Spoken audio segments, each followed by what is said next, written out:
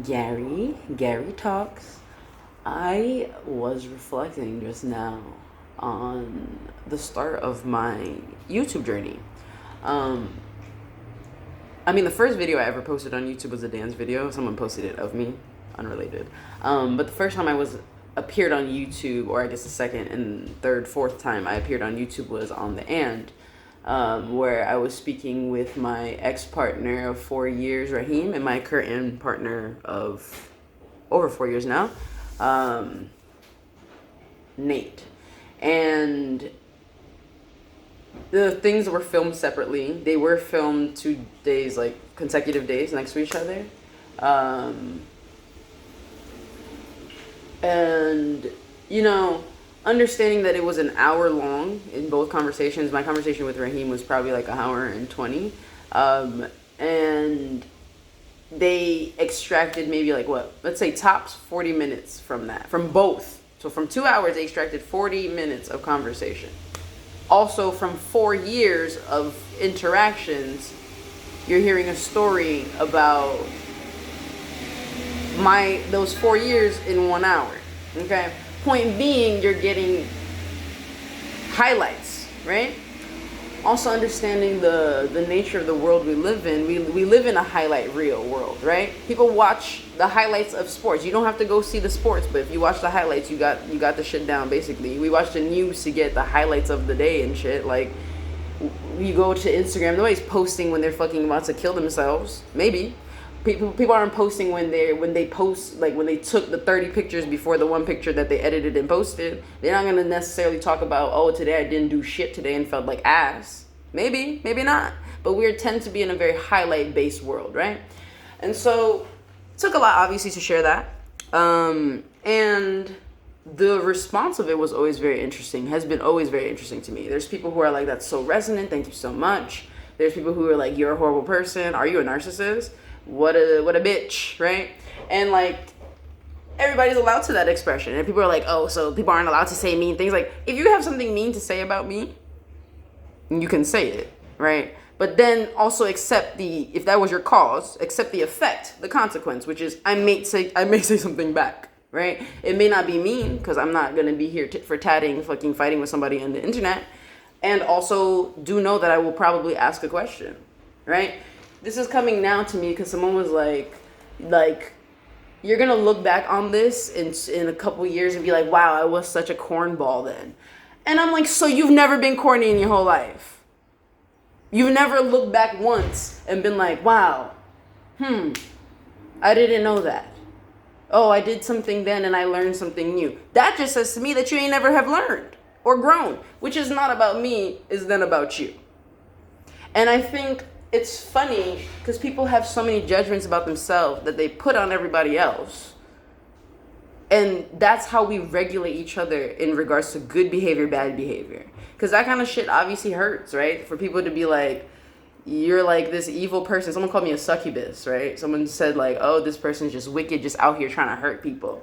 And like, it fucked me for a while because I was like, was I doing that on purpose? Was I trying to hurt people? Was I? Because I was insecure in myself. Because not realizing that if you're sitting there clacking at your shit, that you are literally creating whatever is coming out from what your perception is. That does not mean it is the truth. And I just think it's really funny how we very rarely extend compassion to one another. Someone makes a mistake, fucking cancel them and burn them at the stake. Don't ever be caught slipping out here, because I'm going to mock you, I'm going to fucking drag you through the streets by your edges and throw you on the corner. That's some fucked up shit. How the fuck do you expect people to grow and evolve in a space where there's no growth or evolution to be had? Because everybody's terrified of being wrong, of living their truth, of making a mistake, of hurting somebody. Obviously, we don't want to hurt people, and also, we do that. So how do we move past that? We just condemn the person and fuck them and be like, throw them under the jail, but then complain about the prison system. I don't want to hear it. This is what I'm constantly talking about, where I'm trying to better understand my place in the world as to how I can help folks widen their understanding of good and bad. I fully believe in accountability and integrity. I fully think that people need to be held accountable for their actions, and we are all responsible for the choices we make. That being said, some people aren't aware of the choices that they have at their disposal because of wherever their mind is. If your eyes are like this, if somebody's like this for your whole life, until this happens, you're not going to see shit, right? But if you thought this was your whole life and you just used to seeing above and below but not right in front of you, who's going to teach you to do this thing? That's what I'm trying to figure out. So if anybody could let me know about that, that'd be great. This thought came to me when I was younger, because when I was younger, obsessed with serial killers and just like people who are supposed to be bad and who have done horrible things. And being like, and there's criminologists, which is like kind of studying how they got there and the psychology of it, but also who was Ted Bundy talking to before he decided I'm going out to go kill and rape and fuck dead bodies? Who the fuck was his friend? You feel me? Like, does he deserve to have friends? And you would have, and it's crazy because people would say no. Then don't be mad that he's Ted Bundy. You're not gonna be his friend. You don't want him to have no friends. Then who the fuck is it? What is he supposed to do, bro? That shit is just very funny to me. And I think it's really funny how we constantly stand in our own way of the things that we want, even a new society. Because what you about to do with all the rapists? Are we just killing them all? Because that's what got us fucked in the first place.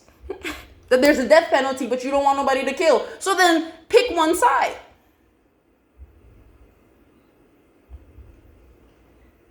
And all of it just comes from a better understanding that what your judgments about a thing are your personal judgments about the thing. That's not the essence of the thing itself. And we can have a conversation around it. I'm not saying that things are like, for instance, pedophilia, right? If you fuck around with kids and hurt them, I don't fuck with you.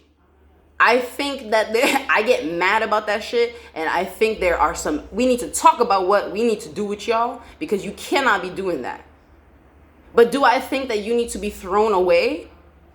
Somehow you're alive, but I'm gonna toss you to the side to reflect on your actions, but you probably getting raped in jail. I guess that's where you learn not to rape, right? Because you get raped. Like, what kind of fucking shit is that, bruh?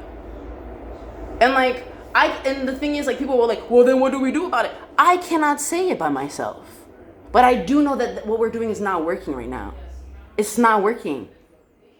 So we need new imagination, new ways to have these conversations, new conversations to be had. Restorative justice. How do we actually restore this world? All the dismantling. Okay, now what? Now what? Because we thought it was through policing language that we were going to get changes, right? You can't say that's so gay and now what? Now gay people are fine? No! That's not how it works. That's not just it. Oh, Ellen has a TV show, now gay people are cool? No, that's still not how it works. Because there are conversations that need to happen nationally, inside the home, within ourselves. You feel me? This is mad today. I'm feeling a lot of feelings, bro. And I'm going to be here all day recording. Have a great day.